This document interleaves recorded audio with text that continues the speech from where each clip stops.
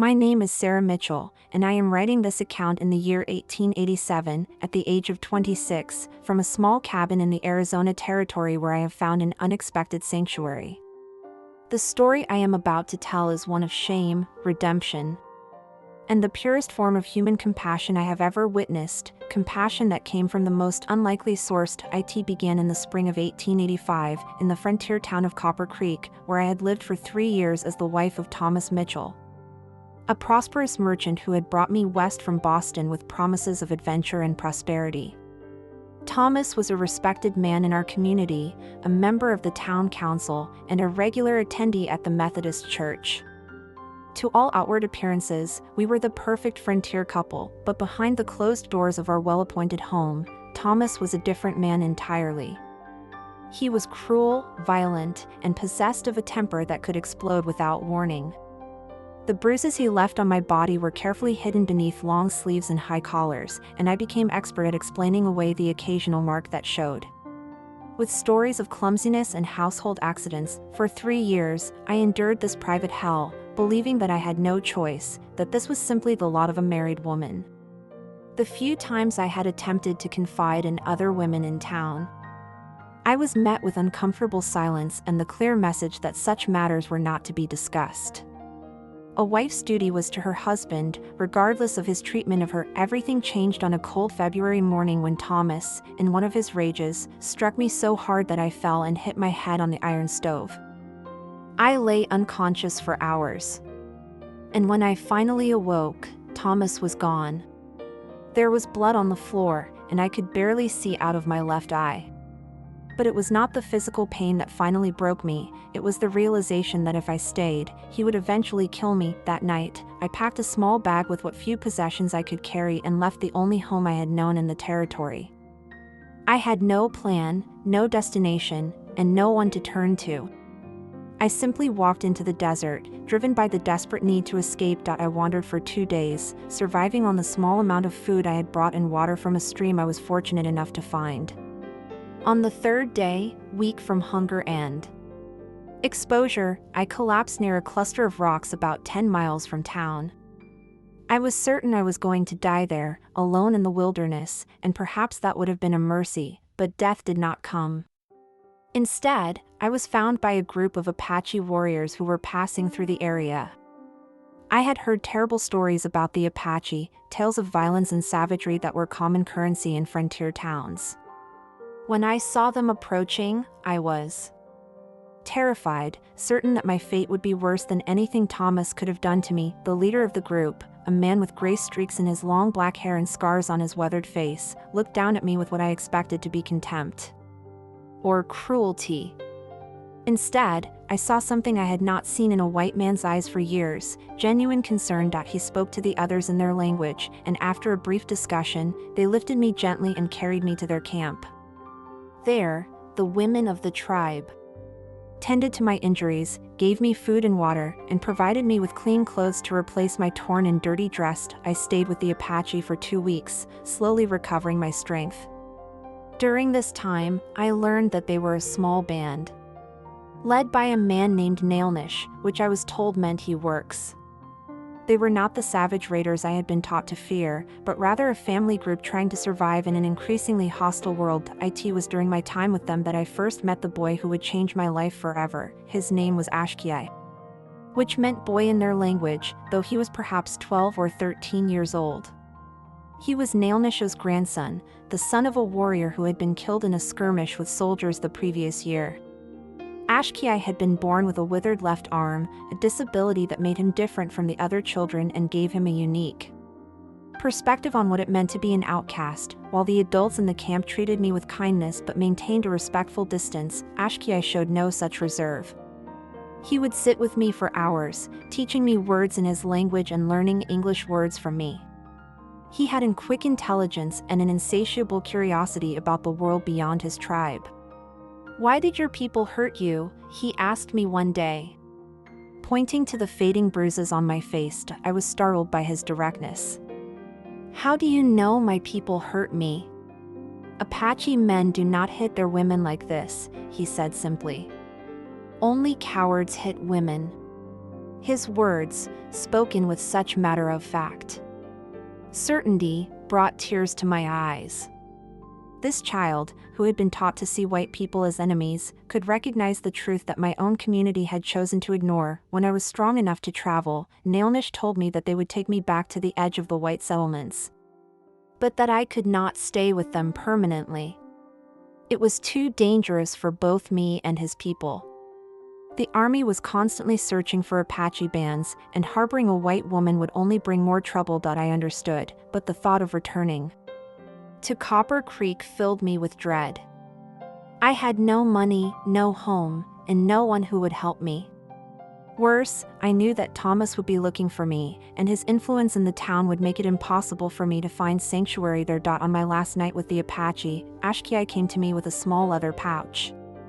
"This is for you," he said, pressing it into my hands. Inside were a few silver coins and a small turquoise stone carved in the shape of a bird.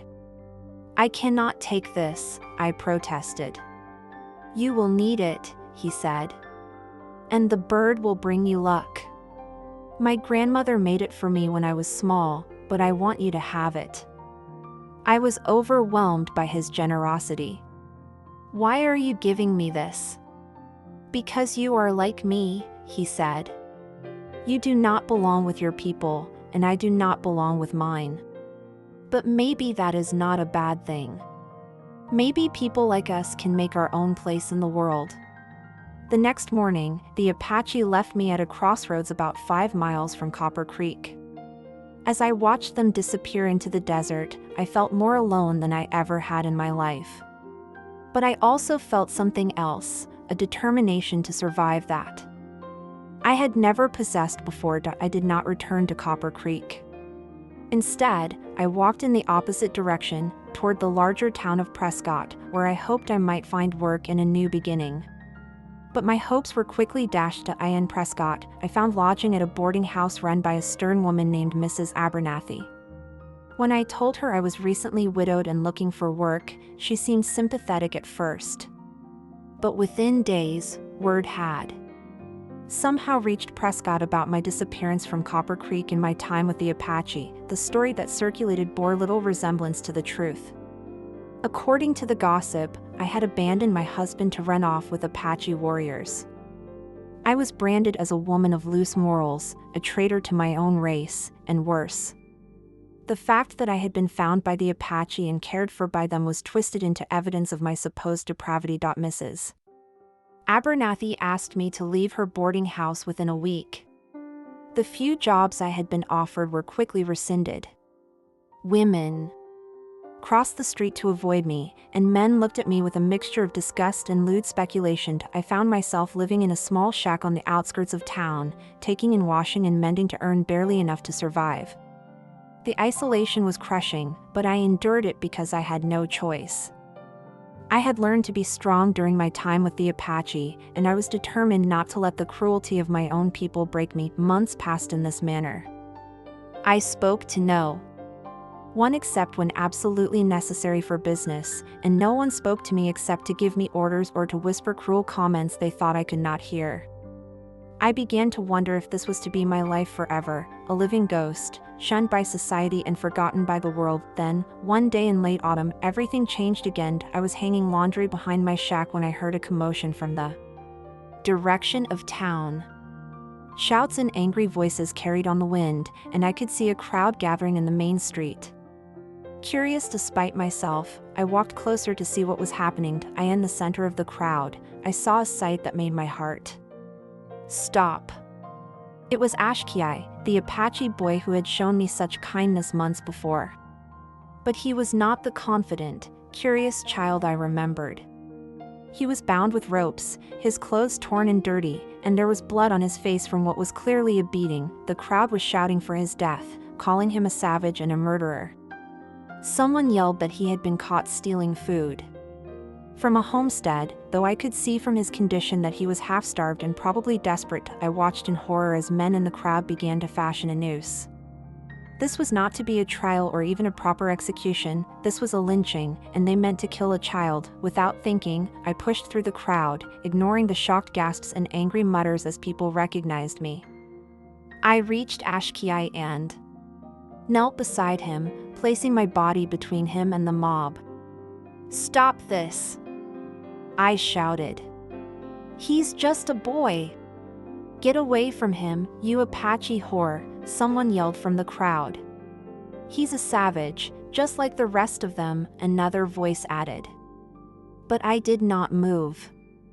I looked into Ashkii's eyes and saw the same intelligence and courage I had admired months before, now mixed with fear and pain. He recognized me, and I saw a flicker of hope cross his face. "You know me," I said to the crowd, my voice carrying over their angry muttering. "You know what you think of me.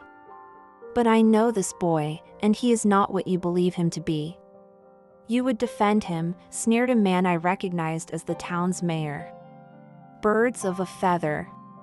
"Yes," I said, standing up and facing the crowd. "I will defend him. Because he showed me more kindness in one day than this entire town has shown me in months. Because he is a child, and children should not be murdered by mobs. And because if you kill him, you will have to kill me first." The crowd fell silent, uncertain how to respond to this unexpected defiance. In that moment of hesitation, I heard a new voice, calm, authoritative, and familiar. "That will not be necessary." I turned to see Sheriff William Hayes pushing through the crowd. He was a fair man, one of the few in town who had never treated me with open hostility, though he had never offered help either. "This boy will be taken into custody and given a proper hearing," the sheriff announced. "There will be no lynching in my town." The crowd grumbled and protested, but they began to disperse. The sheriff cut Ashkii's bonds and helped him to his feet. "You did a brave thing," he said to me quietly. "But you've made more enemies today." "I already had all the enemies I could handle," I replied. "One more won't make much difference." As the sheriff led Ashkii away, the boy looked back at me. Our eyes met, and he mouthed a single word in English, "Thank you." I nodded, and in that moment, I realized that I had found something I had been searching for without knowing it, a purpose. I had spent months feeling sorry for myself, accepting the role of victim that had been thrust upon me. But in defending Ashkii, I had remembered who I truly was. I was not the broken woman who had fled into the desert. I was not the outcast who had been shunned by her community. I was Sarah Mitchell, and I had the power to choose my own path, regardless of what others thought of me. That night, as I sat in my small shack, I began to plan. I would find a way to help Ashkii, and in doing so, I would reclaim my own life. The white woman who had been shunned by all had found her purpose in the Apache boy who had held her hand when no one else would. What will Sarah do to save Ashkii from the prejudice and hatred of the town? How will their unlikely bond change both their lives forever? Don't miss the next chapter to discover how courage and compassion can triumph over fear and hatred. The days following Ashkii's arrest were among the most difficult of my already challenging existence in Prescott. The boy was being held in the town jail, a small, cramped building that served as both courthouse and detention facility. Sheriff Hayes had assured me that Ashkii would receive a fair hearing, but I could see the doubt in his eyes. The sentiment in town was overwhelmingly against the boy, and the pressure for swift and harsh justice was mounting daily. I spent those days gathering information and trying to understand exactly what had happened. Through careful questioning of the few people who would still speak to me, mostly shopkeepers who needed my business, I pieced together the events that had led to Ashkii's capture. The boy had been found near the homestead of a family named the Johnsons, about 15 miles outside of town. Their root cellar had been broken into, and several items of food had been taken: potatoes, preserved meat, and a loaf of bread. When Mr. Johnson discovered the theft, he had organized a search party, and they had found Ashkii hiding in a nearby cave, still in possession of some of the stolen food. What the search party had not bothered to investigate, and what I learned only through persistent questioning, was the condition in which they had found the boy. Ashkii had been alone, half-starved, and clearly ill. His clothes were in tatters, and he showed signs of having been wandering in the wilderness for weeks. I also learned that there had been reports of Apache raids in the area, though none had been confirmed. The mere possibility was enough to inflame the already tense situation between the white settlers and the remaining Apache bands in the region. On the third day after Ashkee's arrest, I made a decision that I knew would further damage my already ruined reputation. I went to visit him in jail. Sheriff Hayes was reluctant to allow the visit, but I persisted, and eventually he agreed to let me see the boy for a few minutes. When I entered the small cell, I was shocked by what I saw. Ashkii was sitting in the corner, his knees drawn up to his chest, staring at the wall.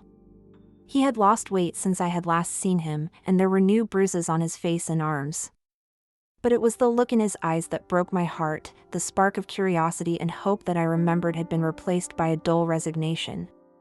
"Ashkii," I said softly, approaching the bars of his cell. He looked up at me, and for a moment, I saw a flicker of the boy I had known.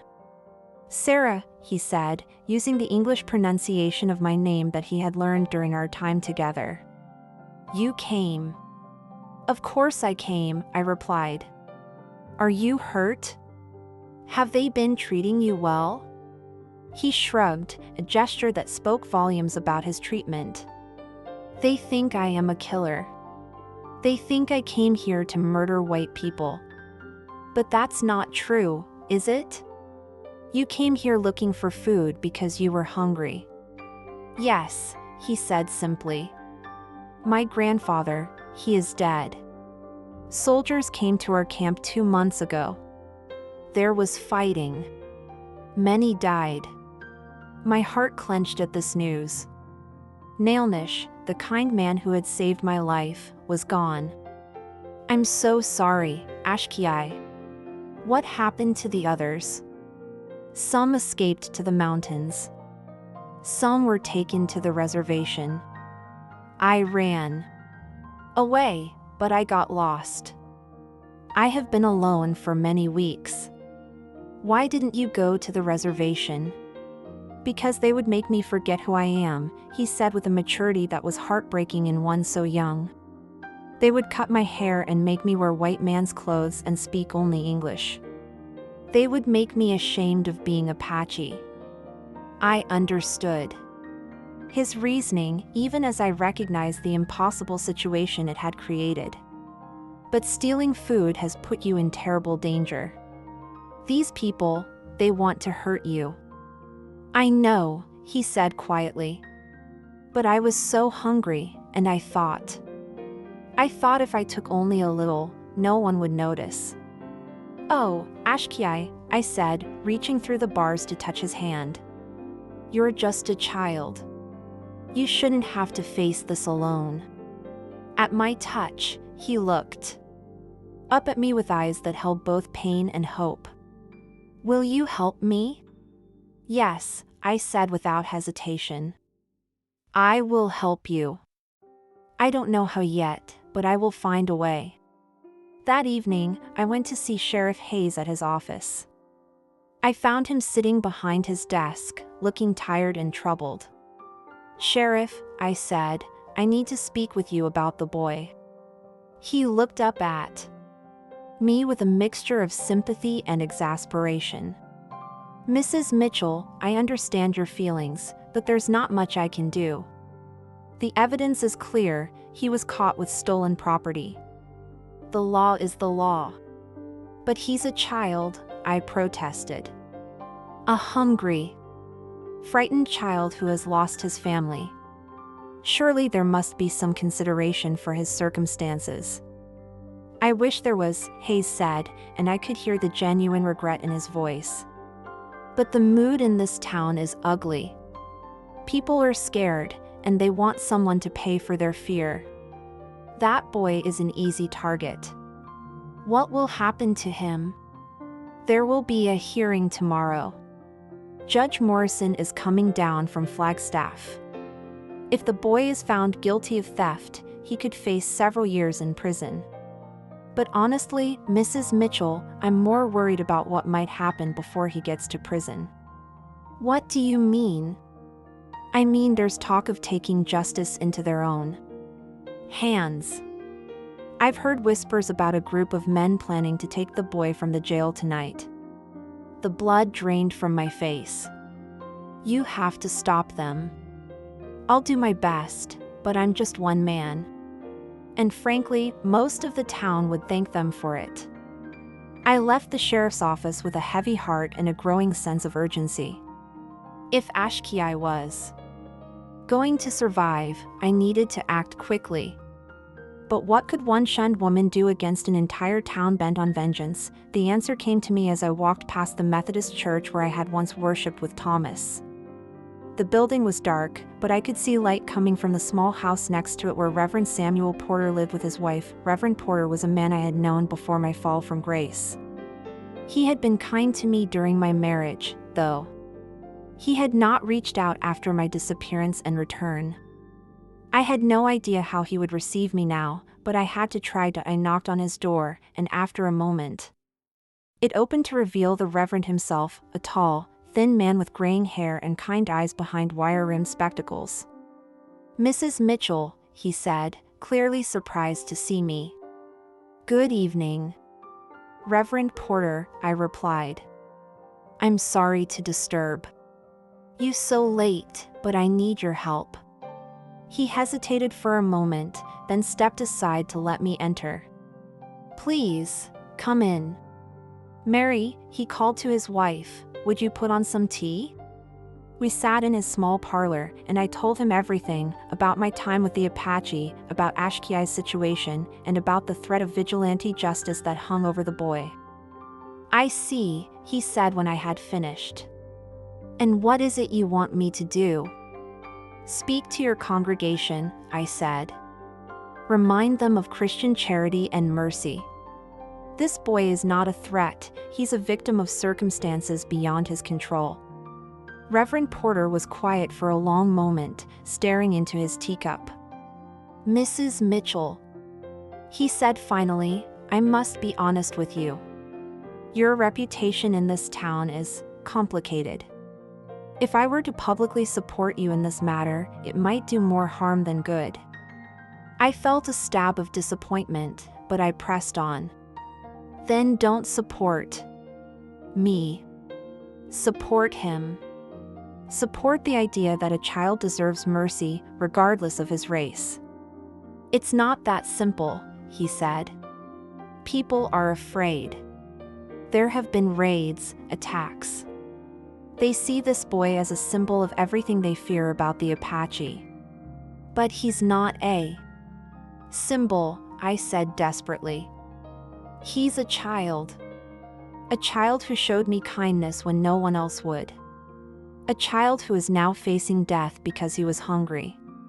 Mrs. Porter, who had been listening quietly from the doorway, suddenly spoke up. "Samuel," she said to her husband, "remember what you preached just last Sunday about the Good Samaritan?" The Reverend looked at his wife, then back at me. "You're asking me to risk my position in this community." "I'm asking you to do what's right," I replied. "And if that costs you your position, then perhaps this community doesn't deserve you." The next morning, I awoke to the sound of shouting from the direction of town. My heart sank as I realized what it might mean. Had the vigilantes taken Ashkii during the night? Was I too late? I dressed quickly and ran toward the jail, pushing through the crowd that had gathered in the street. To my relief, I saw that Ashkii was still alive, though he was being led from the jail toward the courthouse by Sheriff Hayes and 2 deputies. The crowd was hostile, shouting threats and curses at the boy. Someone threw a rock that struck him in the shoulder, and he stumbled but kept walking, his head held high with a dignity that shamed his tormentors. I followed the procession to the courthouse, where Judge Morrison was already waiting. He was an older man with a stern face and a reputation for fairness, though I wondered if even he could remain impartial in the face of such overwhelming public sentiment. The hearing began with the prosecutor, a local lawyer named Hendricks, presenting the case against Ashkii. The evidence was straightforward. The boy had been caught with stolen property, and he had admitted to taking it.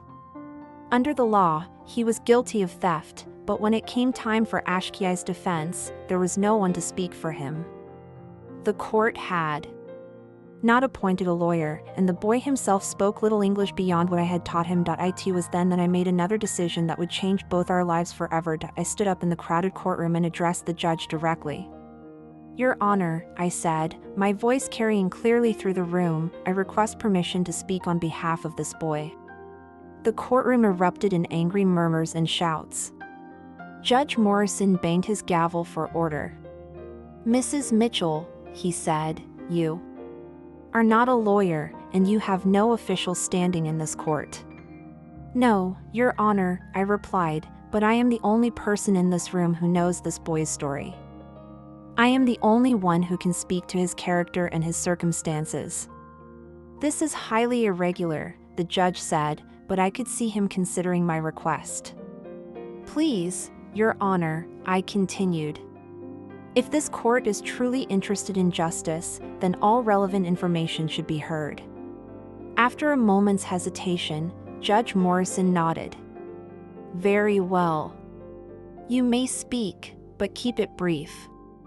I walked to the front of the courtroom, acutely aware of the hostile stares and angry whispers that followed me. But as I looked at Ashkii, sitting small and alone at the defendant's table, I found the courage to continue. "Your Honor," I began, "this boy's name is Ashkii. In his language, it means boy, which is fitting because that is exactly what he is, a child. Not a savage, not a killer, but a frightened, hungry child who has lost everything." I went on to tell the court about Ashkii's circumstances, about the death of his grandfather and the destruction of his band, about his weeks alone in the wilderness. I spoke of his intelligence, his kindness, and his desperate situation. "He took food because he was starving," I said. "He hid because he was afraid." These are not the actions of a hardened criminal, they are the actions of a child trying to survive. When I finished, the courtroom was silent.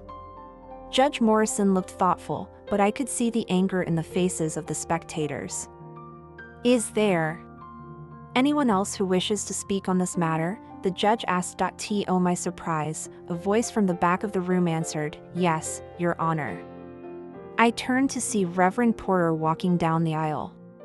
He had come after all.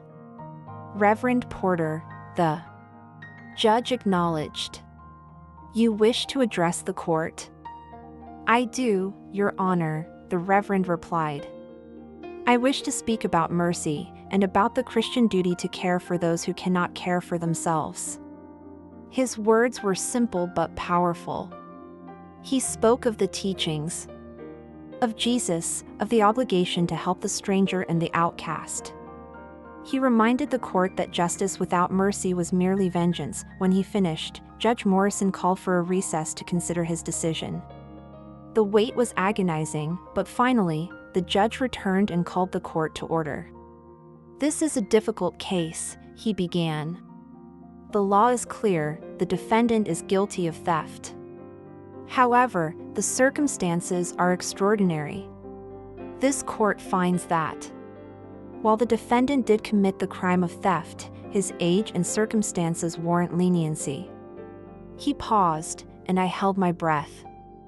"Therefore, I sentence the defendant to time served, with the condition that he be placed in the custody of a responsible adult who will ensure his welfare and education." The courtroom erupted in angry shouts, but I barely heard them. I was focused on the judge's next words.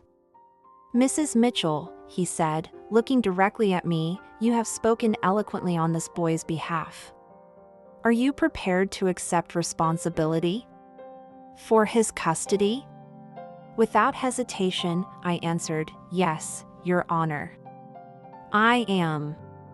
And so it was that Ashkii, the Apache boy who had once held my hand in kindness, became my ward. As we left the courthouse together, facing the angry crowd and uncertain future, I realized that we had both found something we had been searching for: a family, the white woman who had been shunned by all and the Apache boy who had lost everything, had found each other. And together, we would face whatever came next. How will Sarah and Ashkii build a new life together in a hostile town? What challenges will they face as an unlikely family? Don't miss the final chapter to see how their bond transforms not only their lives but the entire community. The months following Ashkii's trial were the most challenging and rewarding of my life. Taking custody of the boy meant more than simply providing him with food and shelter. It meant becoming his protector, teacher, and advocate in a world that saw him as nothing more than a savage to be feared or pitied. Our first challenge was finding a place to live.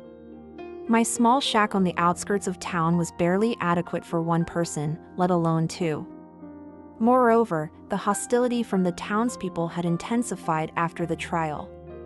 Windows were broken, threatening notes were left on my door, and more than once I found the word traitor painted on the side of my house, but I had underestimated the impact of Reverend Porter's words in the courtroom. 3 days after the trial, he appeared at my door with his wife Mary and several members of their congregation. "Mrs. Mitchell," he said, "we've come to help." "Help with what?" I asked, confused. "With building you a proper home," Mary Porter replied. Samuel's sermon on Sunday about Christian charity and caring for outcasts touched many hearts. "We've raised money and gathered volunteers to build you and the boy a decent house." I was overwhelmed by this unexpected kindness. "I don't know what to say." "Say yes," Reverend Porter smiled. "And let us help you make a fresh start." Over the next 2 weeks, a small but determined group of church members worked to build us a modest 2-bedroom house on a piece of land donated by one of the more prosperous members of the congregation. It wasn't large, but it was clean, sturdy, and most importantly, it was ours. Ashkii watched the construction with fascination, and gradually, some of the workers began to interact with him. They discovered what I already knew, that he was intelligent, curious, and eager to learn. His broken English improved rapidly as he worked alongside the men, and he proved to have a natural aptitude for carpentry and building. "He's a good worker," commented Mr. Peterson, the town's blacksmith, as he watched Ashkii carefully measuring and cutting boards. "Quick learner, too." "All children are quick learners when they're given the chance," I replied. "Maybe so," Peterson said thoughtfully. "Maybe so." Once we were settled in our new home, I turned my attention to Ashkii's education. He could speak some English, but he could neither read nor write in any language.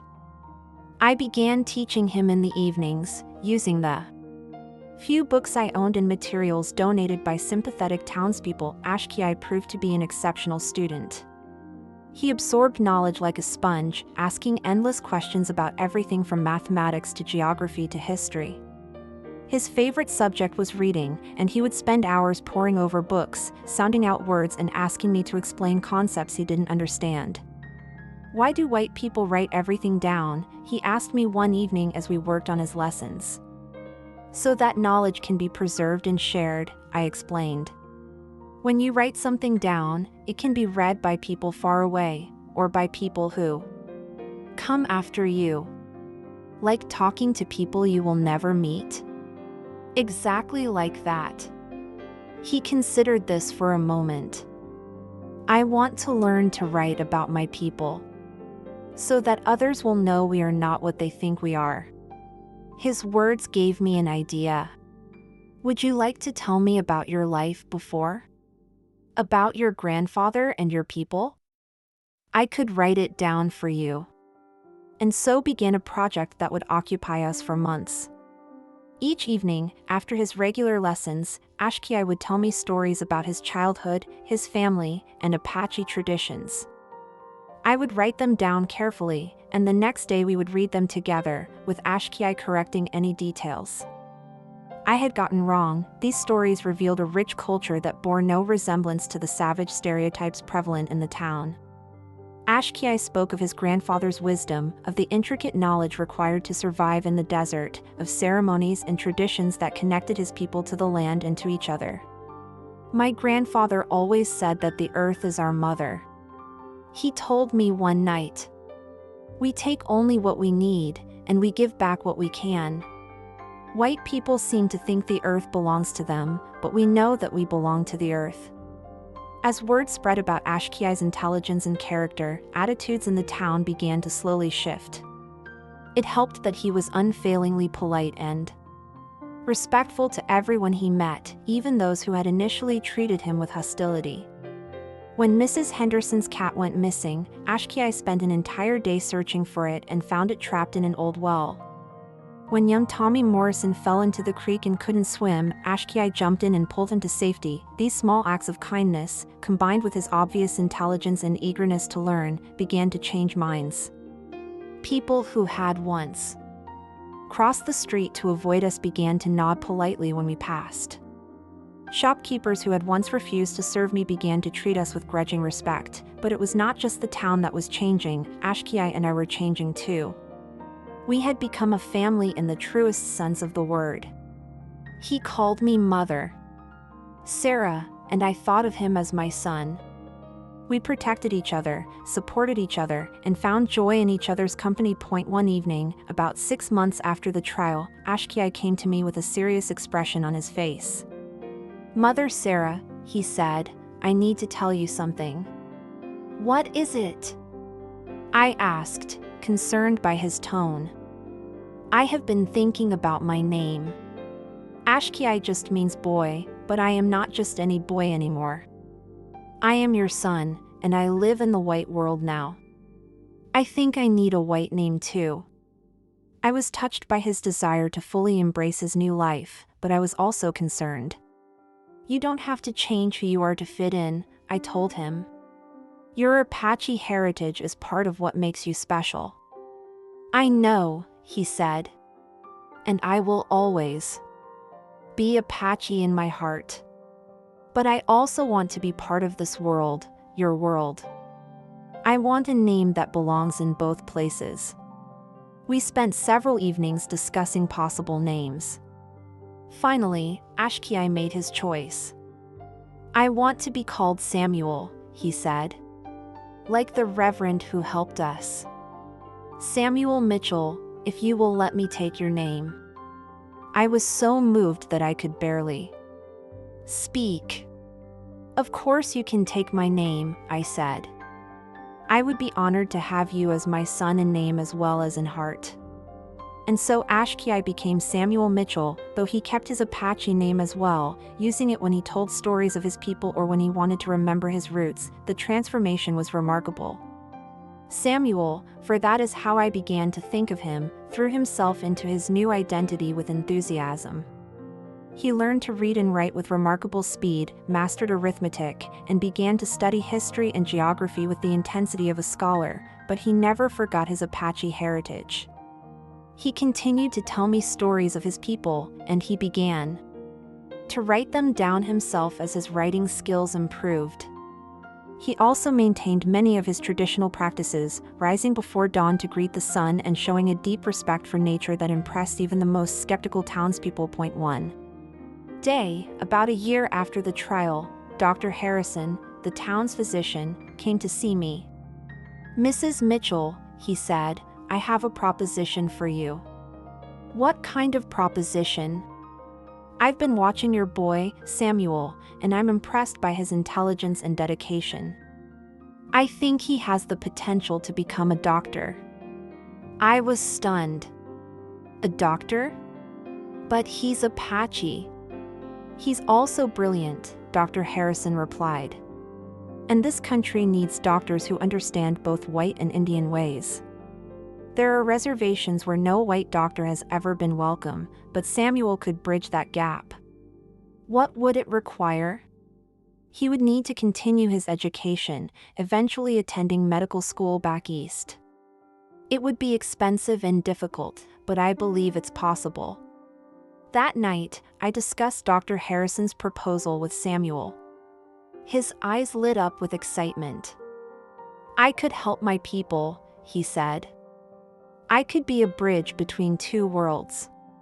"It would mean leaving here, going to school far away," I warned.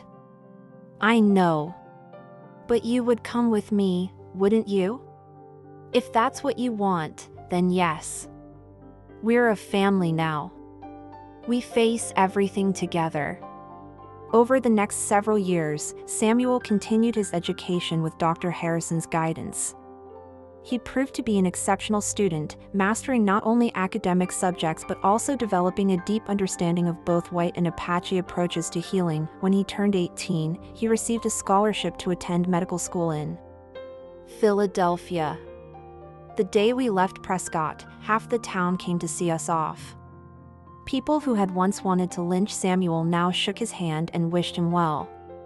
"You've changed this town," Sheriff Hayes told me as we waited for the stage. "Samuel changed it," I replied. "I just gave him the chance." "No," the sheriff said. "You both changed it.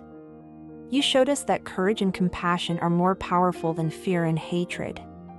Samuel graduated from medical school with honors and returned to Arizona as Dr. Samuel Mitchell. He established a practice that served both white settlers and Apache reservations, becoming exactly the bridge between two worlds that Dr. Harrison had envisioned. As for me, I found my own purpose in helping other outcasts and misfits find their place in the world. I established a small school for children who didn't fit into traditional education, including mixed-race children, orphans, and others who had been rejected by society. On Samuel's wedding day, he married a wonderful woman named Elizabeth who shared his passion for helping others. I reflected on the journey that had brought us to this point. From the moment I had fled into the desert, broken and alone, to this day when I watched my adopted son marry the woman he loved, surrounded by friends and family who respected and admired him. "Thank you," Samuel said to me as we danced at his wedding reception. "For what?" "For seeing me as more than just an Apache boy. For believing in me when no one else would. For giving me a chance to become who I was meant to be." "You gave me the same gift," I replied. "When everyone else had given up on me, you held my hand and showed me that I was worth saving." As I looked around the room at the celebration, white and Apache guests mingling freely, sharing food and laughter, I realized that we had accomplished something remarkable. We had created a family based not on blood or race, but on love and choice. We had shown that understanding and compassion could overcome prejudice and fear. The white woman who had been shunned by all and the Apache boy who had held her hand had not only saved each other, they had helped save an entire community from the poison of hatred and fear, and in doing so, they had proven that the most powerful force in the world is not the fear that divides us, but the love that brings us together. A powerful story about how love transcends race and prejudice, and how two outcasts can create a family stronger than blood. Like if you believe in the power of compassion over hatred, subscribe for more stories about courage, family, and redemption, and share to remind others that love and understanding can triumph over fear and prejudice. Bell Legal Disclaimer: this story is completely fictional and created solely for entertainment purposes. The characters, events, and situations described are products of imagination and do not represent real facts. Any resemblance to real people or events is purely coincidental.